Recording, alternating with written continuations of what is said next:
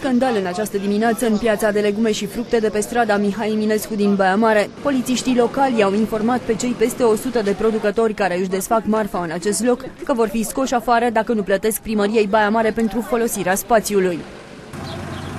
Poliția locală Baia Mare va duce la cunoștință faptul că pentru a efectua activități de comerț cu legume și fructe în această locație este necesar să vă deplasați la sediul serviciului concesionar din cadrul primăriei Baia Mare pe strada Victoriei pentru a încheia contracte de concesionare și închiriere a domeniului public. Nu mai acceptați să plătiți nicio taxă angajaților domnului Florian Adiel de la piața Izoarele, întrucât taxa pe care vă pretinde ilegală. Comercianții au sărit ca arși la auzul pretențiilor primăriei, susținând că au dat deja bani firmei care administrează piețele din Baia Mare. Ei s-au declarat scandalizați de faptul că au căzut la mijloc în conflictul dintre primărie și administrația piețelor. Plătim lunar o sumă de 4.500, încheiată în baza unui contract pentru rezervare de loc cu acest platou. Primăria, prin reprezentanții ei, ne amenință că o să primim amenzi de luni în jur de 1.000.000-2 milioane banii vechi.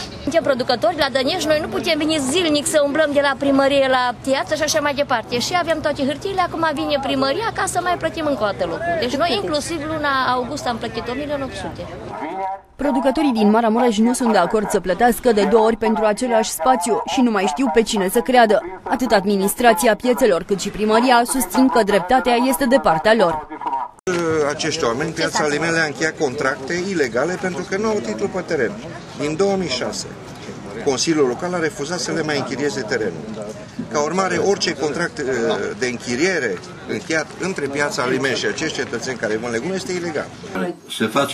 Se fac abuzuri, în sensul că Societatea Piața Alimente sa Baia Mare este proprietar pe tot ce este acolo, platformă, canalizare, împrejmuire, WC public, magazin.